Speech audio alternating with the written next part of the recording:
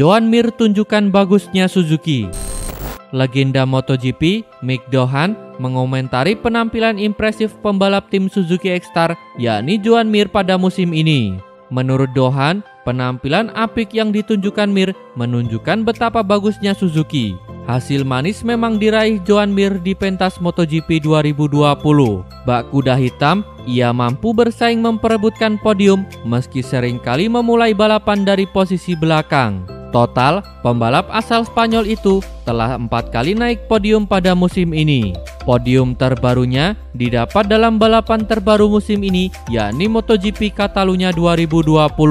Berkat aksi bagusnya itu, Mir pun bisa menempati posisi kedua di klasemen sementara pembalap MotoGP 2020. Koleksi poinnya bahkan hanya terpaut 8 angka saat ini dengan pemuncak klasemen sementara, yakni Fabio Quartararo.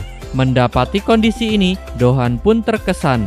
Ia melancarkan sanjungan untuk Mir, bahkan Doohan turut memberi dukungan kepada rekan setim Alex Rins itu untuk menjadi juara di MotoGP 2020. Baginya, jika hasil tersebut bisa diraih Mir, kegembiraan yang luar biasa akan dirasakan seluruh pihak Suzuki. Sebab, tim Suzuki sendiri diketahui sudah cukup lama tak menjadi juara dunia di MotoGP. Apa yang dia lakukan sangat mengesankan dan menunjukkan betapa bagusnya Suzuki. Sudah lama sekali sejak Suzuki terakhir kali juara dunia. Joan Mir bisa menjadi pembalap yang melakukannya. Suzuki juga menemukan performa yang lebih baik. Tapi saya yakin kepada diri saya sendiri bahwa Joan akan menginginkan kekuatan yang lebih banyak lagi dari tim, kata Mick Doohan. Jadwal MotoGP Prancis 2020. Keseruan MotoGP 2020 kembali akhir pekan ini di MotoGP Prancis 2020. Jadwal MotoGP Prancis di sirkuit Le Mans memiliki perbedaan dari seri-seri biasanya. Setelah jeda 1 pekan, MotoGP 2020 kembali bergulir akhir pekan ini. MotoGP Prancis 2020 yang merupakan seri ke-9 musim ini akan berlangsung sepanjang 9-11 Oktober 2020. Jadwal MotoGP Prancis 2020 memiliki perbedaan dari seri-seri MotoGP 2020 sebelumnya. Jika MotoGP Catalunya mundur 1 jam dari jadwal biasanya, MotoGP Prancis berlangsung 1 jam lebih maju. Balapan MotoGP Prancis 2020 akan berlangsung di sirkuit Le Mans mulai pukul 18.00 waktu Indonesia Barat atau Minggu sore. Perbedaan jadwal MotoGP Prancis 2020 kemungkinan besar terjadi karena ajang Formula One yang juga digelar pada hari Minggu malam. Dovizioso akan merapat ke Honda. Andrea Dovizioso tengah mendapat sorotan lebih dari publik saat ini, sebab ia belum menemukan masa depannya di pentas MotoGP. Usai memutuskan berpisah dengan Ducati di akhir musim 2020, Dovizioso belum menaikkan kontrak dengan tim manapun untuk musim depan. Nama sejumlah tim sendiri telah ramai dikaitkan dengan Dovizioso usai mengumumkan berpisah dengan Ducati beberapa pekan lalu. Salah satu yang paling santer dikaitkan adalah Aprilia Gresini. Sebab Aprilia memang diketahui belum melengkapi line up atau susunan pembalapnya untuk musim depan. Mereka baru mengontrak Alex Espargaro sejauh ini. 1 tempat tersisa sejatinya disiapkan untuk Andrea Iannone.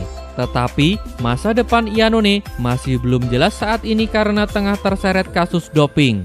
Jika akhirnya dijatuhi hukuman dan Iannone tidak bisa menjalani balapan, Aprilia tentu saja harus mencari pembalap baru. Dovizioso pun dinilai sebagai pilihan yang tepat. Tetapi banyak pihak meragukan kans Aprilia untuk mendapatkan jasa Dovizioso karena sang pembalap telah menyatakan hanya ingin membela tim yang memiliki motor balap kompetitif. Jika ingin mewujudkan harapannya, Dovizioso bisa mencari opsi tim lain dan pilihannya bisa jatuh kepada Honda. Sebab Honda diketahui masih memiliki 1 tempat tersisa saat ini. Tetapi bukan di tim pabrikan, melainkan tim satelitnya yakni LCR Honda. Sebagaimana diberitakan, Dovizioso bisa menjadi pembalap yang tepat untuk Honda. Terlebih setelah Honda melihat timnya gagal berkiprah manis tanpa kehadiran Marc Marquez di musim ini. Honda tentu saja perlu mencari pembalap yang benar-benar kuat untuk menambal penampilan Marquez jika terpaksa absen. Sejauh ini, Satu kursi tersisa di LCR Honda sejatinya sudah ramai disebut bakal menjadi milik Takaki Nakagami. Tetapi pihak Honda bisa saja mempertimbangkan nama Dovizioso yang belum memiliki tim sampai saat ini.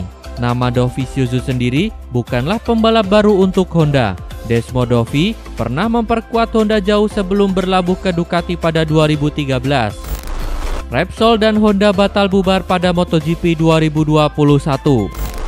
Sempat dikabarkan akan bercerai, Honda dan Repsol kini justru dirumorkan akan melanjutkan kerjasama mereka pada MotoGP. Belum lama ini, Repsol dan Honda dikabarkan akan mengakhiri kemitraan mereka yang sudah terjalin selama 25 tahun atau tepatnya sejak musim 1995. Kerjasama yang terjalin terlalu lama disebut sebagai salah satu alasan Honda tidak berencana untuk terus berkolaborasi dengan Repsol. Jebloknya performa Honda pada MotoGP 2020 pun bisa menjadi salah satu alasan bagi Repsol untuk keluar dari Honda. Perusahaan migas asal Spanyol tersebut akan melanjutkan kerjasama dan menjadi penyokong utama Honda untuk 2 musim ke depan. Repsol mempertimbangkan untuk tetap bermitra dengan Honda mengingat Marc Marquez masih akan menjadi sosok yang integral. Pembalap asal Spanyol itu sudah menaikkan kontrak baru bersama Honda yang akan berlaku hingga musim 2024. Nuansa Spanyol di tim pabrikan Honda pun tetap kental setelah Pol Espargaro akan bergabung dengan Marc Marquez pada musim depan. Diboyong dari Red Bull KTM, Espargaro akan menjadi rekan setim Marquez hingga musim 2022. Kesepakatan antara Repsol dan Honda dikabarkan bernilai antara 12 hingga 15 juta euro atau setara 210 hingga 260 miliar rupiah. Kolaborasi Repsol dan Honda telah membuahkan 15 gelar juara dunia di kelas tertinggi untuk 6 pembalapnya. Mick Doohan menjadi pembalap tersukses di era Repsol Honda dengan 4 gelar juara, diikuti Marc Marquez 6 gelar dan Valentino Rossi 2 gelar. Adapun 3 gelar lainnya disumbangkan oleh Alex Criville, Casey Stoner, dan mendiang Nicky Hayden. Rossi tak sesuai dengan program junior Petronas SRT. Managing Director Yamaha Motor Racing, Lin Jarvis, mengakui Petronas Yamaha SRT sempat mempunyai keraguan besar soal kans menggait Valentino Rossi untuk musim 2021. Meski begitu, usai diskusi panjang, tim asal Malaysia itu akhirnya memahami lebih banyak hal positif yang bisa mereka dapat dari kerjasamanya dengan Valentino Rossi.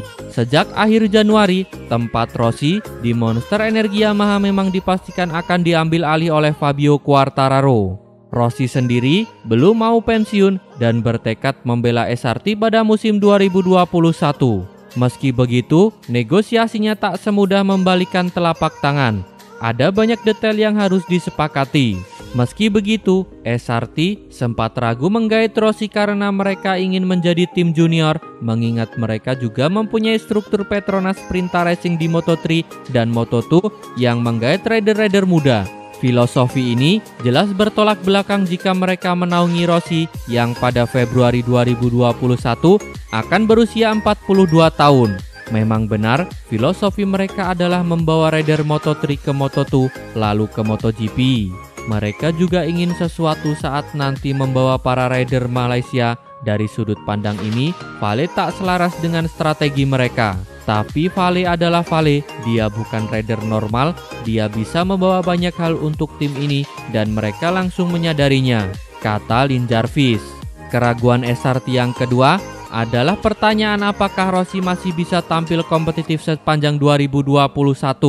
Karena keputusan Yamaha meletakkan di SRT diambil bahkan sebelum musim ini digelar. Meski begitu, keraguan tersebut langsung hilang ketika Rossi finish ketiga di MotoGP Andalusia yang digelar di sirkuit Jerez pada bulan Juli lalu. Mereka cemas apakah Vale bisa tetap kompetitif karena kami mengambil keputusan sebelum pandemi virus corona. Mereka bisa memahami konsepnya, tetapi mereka juga mempunyai kekhawatiran yang sama dengan kami dan Vale. Tapi podium Vale di Jerez berhasil menghapus semua keraguan Petronas. Lanjut Lin Jarvis. Pria Inggris ini juga yakin bahwa Rossi akan tetap sama kompetitifnya meski membela tim satelit, karena ia akan tetap mendapatkan motor YZR M1 spek pabrikan. Selain itu, hasil Fabio Quartararo dan Franco Morbidelli tahun ini membuktikan bahwa SRT juga bisa tampil garang. Hasil Fabio dan Frankie bikin kami terkejut, dan kami hanya bisa angkat topi untuk mereka. Kadang mereka memang terlalu cepat, tapi ini juga membuktikan bahwa Vale juga bisa menghasilkan performa yang sama. Tak peduli tim mana yang ia bela. Yang membedakan tim pabrikan dengan tim satelit hanyalah kepemilikan saja. Tutup Lin Jarvis. Terima kasih telah menonton sampai akhir. Tonton video kami lainnya. Jangan lupa like, komen, share, dan subscribe channel ini agar terus berkembang.